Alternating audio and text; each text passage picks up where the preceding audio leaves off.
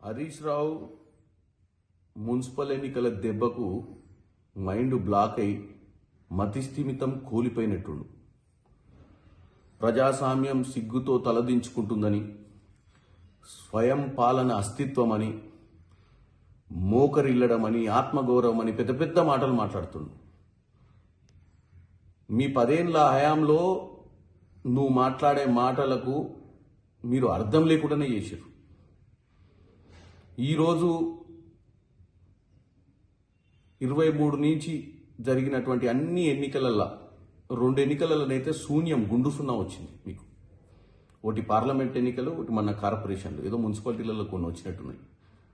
రాష్ట్రంలో కాంగ్రెస్ ప్రభుత్వ ఆదరణను తట్టుకోలేక మీరు మాట్లాడుతున్న చిల్లర బల్లర మాటలను ప్రజలు పట్టించుకోవట్లేరని చెప్పి ఈరోజు మళ్ళీ ప్రజలను పొద్దున్నే నిన్న సాయంత్రం తప్పుదో బట్టినికి ఒక లేఖ రిలీజ్ చేసినాం. ఎవరికి? మా అధిష్టానానికి.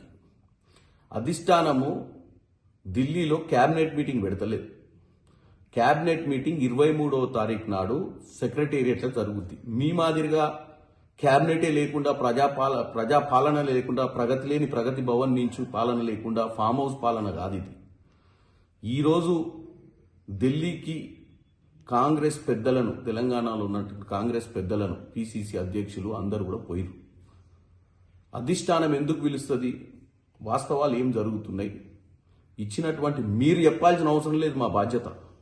మమ్మల్ని ఈరోజు ప్రజలు 23లో అధికారం తెచ్చిర్రు. నిన్న జరిగిన మున్సిపల్ ఎన్నికలలో కూడా మమ్మల్ని ఆదరించి 92 సీట్లు ఇచ్చిర్రు. కాబట్టి ఇక ప్రజలకు నీ సొల్లు కబుర్లు చెప్పాల్సిన అవసరం లేదు. మాకు గురుతర బాధ్యత ఉంది. ప్రజలకు ఈరోజు సేవ చేయాల్సిన పరిస్థితి. ఎందుకంటే వాళ్ళు మమ్మల్ని ఆదరించే విధానం బట్టి మాకు ఇంకా బాధ్యత పెరుగుతుంది.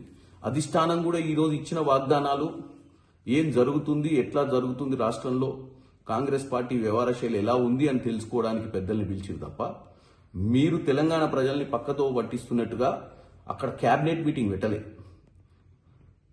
మీరు ఒకటి గుర్తుపెట్టుకోవాలి, మీ అందరికంటే మనందరికంటే తెలంగాణ అస్తిత్వం, తెలంగాణ ఆత్మగౌరవం, తెలంగాణను బంగారు తెలంగాణ దిశగా తీసుకోవాల్సిన బాధ్యత కాంగ్రెస్ అధిష్టానానికి ఉంది. ఎందుకంటే ఆ రోజు కాంగ్రెస్ అధిష్టానం వల్లనే కాంగ్రెస్ యూపీఏ ప్రభుత్వంలో సోనియా గాంధీ గారు ఇచ్చిన మాట ప్రకారమే తెలంగాణ బిడ్డల కోసం బంగారు తెలంగాణ దిశగా తెలంగాణ ఇస్తే 10 సంవత్సరాలు మీరు దాచుకొని ఇంటికో ఉద్యోగం ఇస్తా, దళిత ముఖ్యమంత్రిని చేస్తా, ఇవన్నీ చెప్పి ఎవరు బాగుపడ్డారా? నీ కుటుంబమే బాగుపడ్డది. ఈరోజు వచ్చి ఈ బోడి మాటలు, సంబంధం లేని మాటలు మాట్లాడుకుంటా తెలంగాణ ప్రజల్ని తప్పుతో పట్టేయాలని చూస్తున్నావు హరీష్ రావు.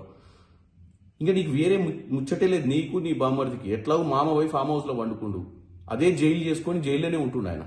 ఆయనంతలో ఆయన శిక్ష చేసుకొని జైల్లో ఉన్నాడు.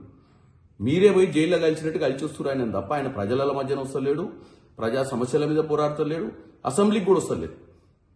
కాబట్టి నువ్వు ఈరోజు చేయాల్సింది ఏంటంటే ఆత్మ పరిశీలన చేసుకోండి. మీ పార్టీ పరిస్థితి ఏంది, సంస్థాగతంగా మీ పార్టీ ఏ స్థాయిలో ఉందో చూసుకోకుండా మా పార్టీ మీటింగ్ల గురించి మాట్లాడటం ఏంది? ఆయన మా పార్టీ అధిష్టానం ఢిల్లీలో ఉంటుంది, మీ పార్టీ అధిష్టానం ఫామ్ హౌస్లు ఉంటుంది.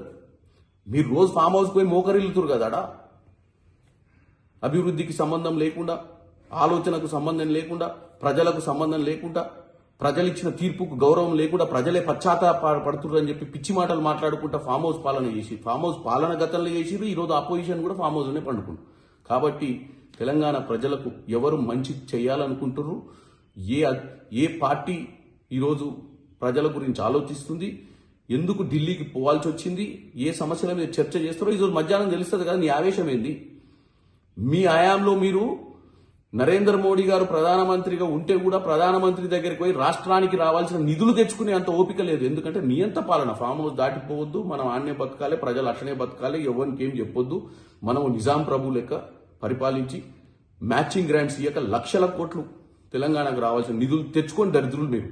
ఈరోజు మా ముఖ్యమంత్రి ఢిల్లీకి ఈరోజు అధిష్టానం పిలిస్తే పోయిండు. ఎందుకంటే భవిష్యత్తులో తెలంగాణ ఇచ్చినటువంటి ప్రామిస్, తెలంగాణలో 2023 ఇచ్చినటువంటి ప్రామిసెస్ అన్ని, అంటే వాగ్దానాలన్నీ నెరవేర్చే విధంగా చర్చలు చేసుకుంటారు అక్కడ.